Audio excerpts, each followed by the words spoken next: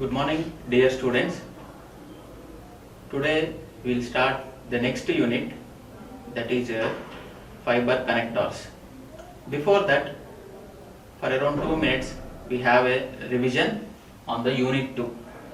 Okay, so whatever the topics we have studied in the unit 2, so for around 2 to 3 minutes we recollect and then we move to third unit. So the unit 2, the first topic is fiber materials.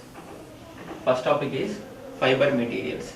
So here fiber materials, we have studied about the requirements in selecting the fiber materials. What are the requirements in selecting the fiber materials? That is, the material should be, we should be able to make it thin, okay, and it should be able to make it long, okay, it should be transparent, it should have the property to guide the light for longer distances, okay. So there are different types of materials, okay, can be used to fabricate the optical fiber. For example, glass fibers are there, active glass fibers are there, chalconate glass fibers, halide glass fibers.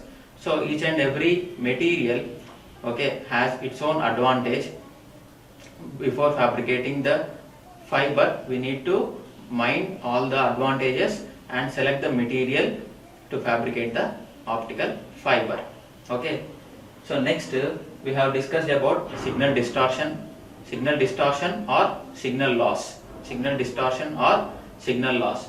So it may be due to attenuation, it may be due to bending loss, it may be due to scattering loss. Okay, again attenuation also, here when we come to attenuation generally may be due to absorption. Absorption is again three types. Okay, so what are those?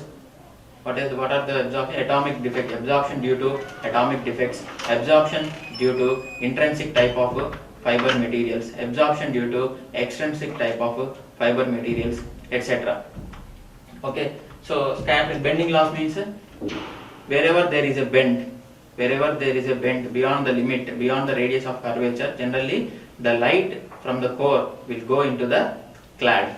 Okay, so in order to know whether there is a bending loss or not, generally what we do, we calculate the radius of curvature at the bend. Okay, next one is scattering loss.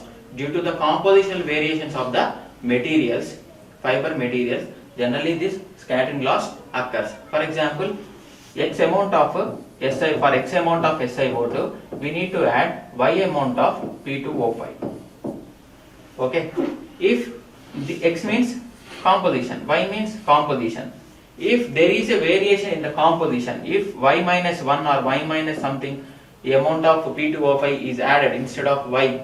Okay, so generally composition variation occurs. Whenever the composition variation occurs, the core, this combination is used to construct the core. Generally what happens?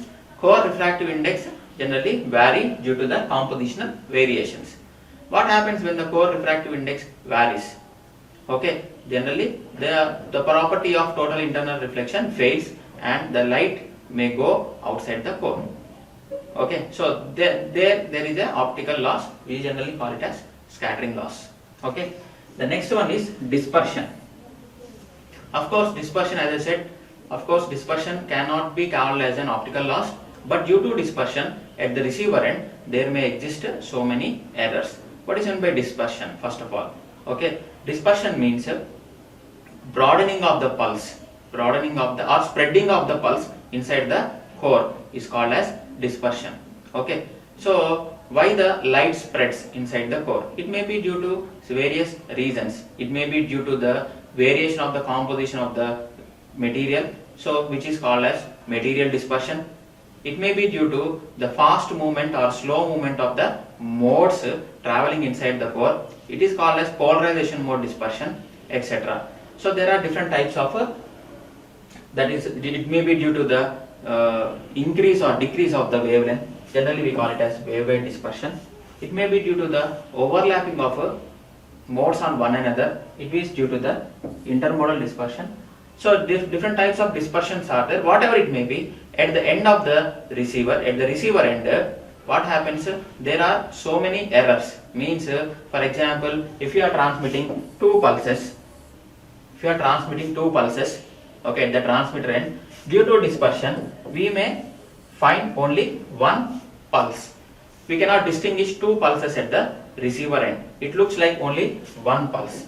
Means two pulses are, one pulse is overlapped on another pulse, or one pulse is broadened so that it is overlapping on another pulse. We call it as dispersion.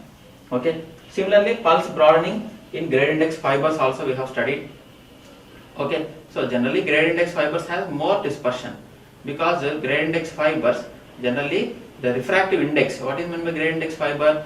Refractive index from the center of the core to the core cladding interface varies or starts decreasing as you go from center of the core to the core cladding interface. Okay, so since the grade index fiber itself is offering the variation of the refractive index, generally pulse broadening, occurrence of the pulse broadening in the optical pulses is common. And if it is multi-mode grade index fiber means, yes, multi-mode means many number of modes. So obviously due to this change in refractive index, obviously the mode overlapping on one another is common in pulse broadening grade index fiber. Okay. So these are the topics we have studied in the previous class, okay, in the previous unit. So today we will discuss the new unit, that is unit 3. That is unit 3. Okay. So if you see here, the unit 3 is optical fiber connectors. Optical fiber connector. So what is optical fiber connector? Okay. So connector means it is a small device which is used to connect. Small device. So it is not possible for us to lay long distance optical fiber without any break. For example, if you want to lay a 100 kilometer optical fiber, so fabricating a 100 kilometer optical fiber directly without any break is not possible. So what we have to do? So generally optical fiber for around 1 kilometer, okay, distance is generally fabricated. Okay. After 1 kilometer you need to take another 1 kilometer optical fiber. Okay. Another 1 kilometer optical fiber, and you need to connect these two ends. You need to connect these two ends. Okay. So connecting the optical fiber, connecting the ends, two ends of the optical fiber can be done in two different techniques. One is using connector. One is using connector. Second one is using splicing.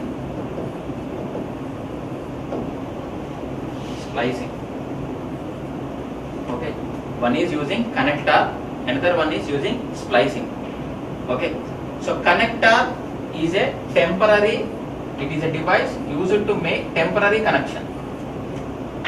You can connect the two ends of the optical fiber, and if you want to replace that connector, okay, later you can remove that connector and you can connect those two optical fibers with another connector. Okay, so it is a temporary connection. Connector gives a temporary connection. Then what is splicing? Splicing is also connecting the two ends of the optical fibers, but permanently.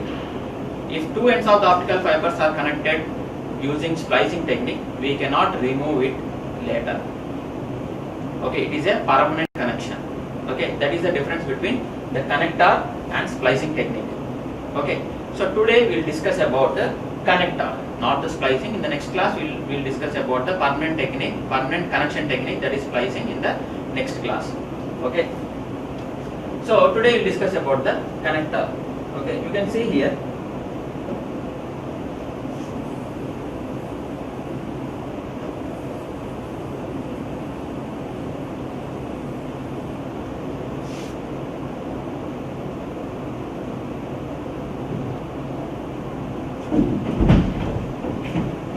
You can see here, connector are the mechanisms or the techniques used to join the optical fiber, one optical fiber with another optical fiber, or used to join two ends of the optical fibers.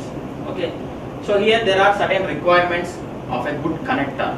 There are certain requirements of a good connector. So let us see what are those. So here is the list. One is low coupling loss, means whenever you connect the two optical fiber ends with a connector, okay, so the optical light, the optical pulses or the light should not go from the connector to the outside region. Okay, whenever it enters into the connector, it should move into the other end of the optical fiber, but it should not go away from, or it should not go outside the connector, outside the optical fiber. Are you able to understand this? So here that means if the light is going outside the optical fiber, means for example this is the optical fiber, this is the optical fiber, this is the connector, this is the connector. Okay, the light should go from one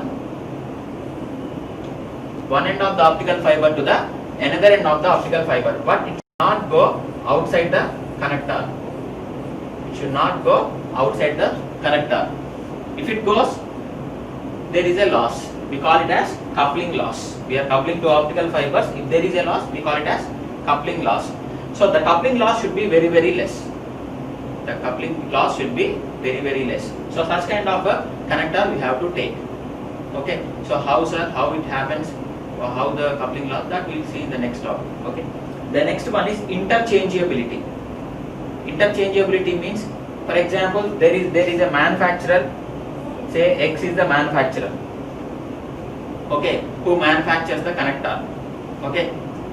There is another manufacturer who is also manufacturing the connectors for the optical fibers. We should be able to use the connector manufactured by X or the connector manufactured by the Y. Okay, means any type of connector. So interchangeability means we should be able to use the connector of any type of manufacturer for connecting the two ends of the optical fiber. Next one, ease of assembly. It should be very simple to connect the two ends of the optical fiber with the connector. Okay. The next one is low environmental sensitivity. So the connector should be rigid or robust to the temperature, dust, etc. from the external environment. Okay, that is low environment sensitivity. Next one is low cost. The cost of the connector should be very, very less, because we use so many connectors.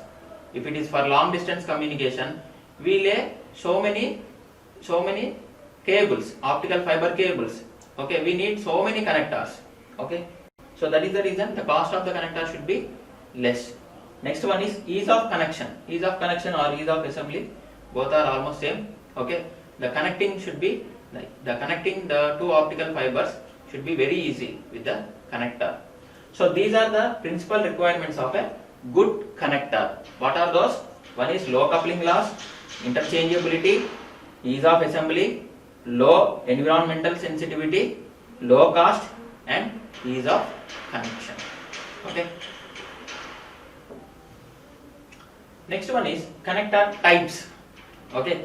So connectors are available in the designs that are screw on and that are twist on or that are snap on. Okay, different types of connectors are there based upon the small mechanism of connection. Okay, one is screw on, means screw type connectors are there. Next one is twist on. Once we twist it, no need on, there will be no screw lines inside that. Okay, only we twist it. Next one is snap on. A small snap button is there. So you switch, you put the optical fiber into the connector, snap it. Okay, so we can screw on, we can twist on, or we can snap on. Different types of connectors are available. Next one, the basic coupling mechanism belongs to two types here. One is butt joint, another one is expanded beam class connector. Two types of, basically so many connectors are there, but basically two types of connectors are available. One is butt joint connector, another one is expanded beam class connector. Okay, so generally butt joint connectors are generally preferred. Okay, because they are mechanical type. Okay, the fixing or the assembling those type of connectors are easy compared to expanded beam class connector. So there are two types of connectors. Okay, one is butt joint connector, another one is expanded beam class connector. Okay, so generally butt joint connectors are more preferable than expanded beam class connector. Okay, so again butt joint connectors are classified as two types. One is straight and tapered sleeve connector. One is straight sleeve connector, another one is tapered sleeve connector. Okay, you can see here, this is the straight sleeve connector. Okay, you can see the alignment, this is called as alignment sleeve. This is called as alignment sleeve. This is one fiber, this is another fiber. These two fibers are inserted under the alignment sleeve. Okay, so we use this type of straight sleeve connector whenever the ferrule, this is called ferrule, F-E-R-R-U-L-E, whenever the ferrule is straight, there is no angular cut. Okay, whenever the ferrule is straight, we prefer these straight sleeve connector.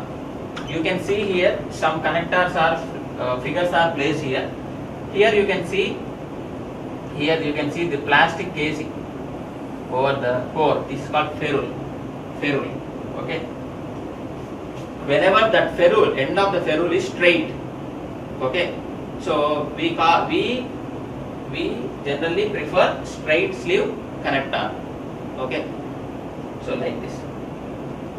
Okay, so the next one is tapered sleeve connector. Tapered sleeve connector, whenever there is an angular cut, you can see here, whenever there is an angular cut at the ferrule, at the end of the optical fiber, if there is an angular cut of the ferrule, generally we prefer tapered sleeve like this. This is called, there is a tapering or angular cut. Okay, generally we prefer tapered sleeve connector. Okay, both belong to straight sleeve connector, tapered sleeve connector, both belong to butt joint connectors, or both are called as butt joint connectors. Both are called as butt joint connectors. Okay, next one is expanded beam connector. Okay, so generally lenses are used, okay, at the end of the fibers. Okay, so you can see the lenses either collimate the light from the transmitting fiber or focus the expanded beam onto the core of the receiving fiber. So in general, if the fiber is having, at the end it is having some lenses. Okay, so transmitting fiber, we call it as, if it is transmitting fiber, we call it as collimate lens. If it is receiving fiber, generally we call it as a focus lens. Okay, so these lenses will guide, there is no plastic casing or there is no such kind of connector here. Okay, the lenses itself will guide the light from one end of the fiber to the another end of the fiber. Okay, so one lens which is guiding the light, which is guiding the transmitting light, is called as collimate lens, and another fiber which is having the lens which is receiving these light rays are called as focus lens. So the advantage is the connector is less dependent on the lateral alignments. Okay, lateral alignments. For example, what are lateral alignments? So these are called as the straight sleeve alignment. Okay, or if you go back, straight sleeve or tapered sleeve. Okay, these are called as alignments. Okay, there are no alignments in case of expanded beam connectors, because we are using, what we are doing there, there at the end of the fibers, lens are there. Lens will guide the light from one fiber to another fiber. There is no need of these kind of straight sleeve or tapered sleeve alignments. Okay. You can see here expanded beam connectors. I have given some figures here. You can see here there are lens. Okay, the lens will guide the light. This is called as, for example, the light rays are traveling in this direction. Light rays are traveling in this direction means this is the transmitting fiber. Say this is the receiving fiber. This lens is called collimate lens. Collimate lens, and this lens is called as focus lens. This lens is called as focus lens. Okay.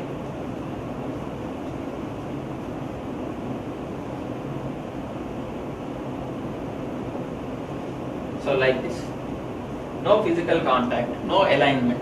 Okay. So the lenses, this is one lens, this is another lens. Light will be propagating, will be directing from one lens to another lens. Okay. There are so many types of connectors here. Okay.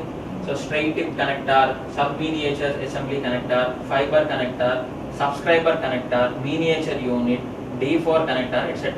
So for example, in shortcut we call it as ST connector, SMA, FC, SC, MU, etc. Okay, the figures are given here. So LC type connector, SC type connector, FC, ST. Okay, you can see the figures here. These are the various types of connectors. Okay. So you can see here one connector here. It is a tap-on, snap-on type connector. Snap-on.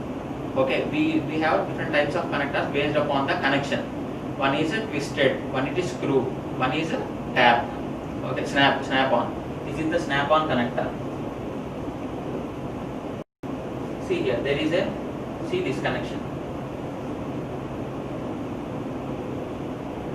This is the straight sleeve connector. This is the straight. Okay, because you can see here the two ends of the ferrule are straight.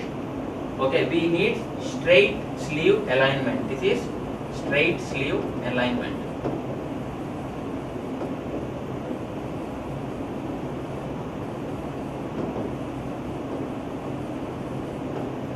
This is the straight sleeve alignment. Okay.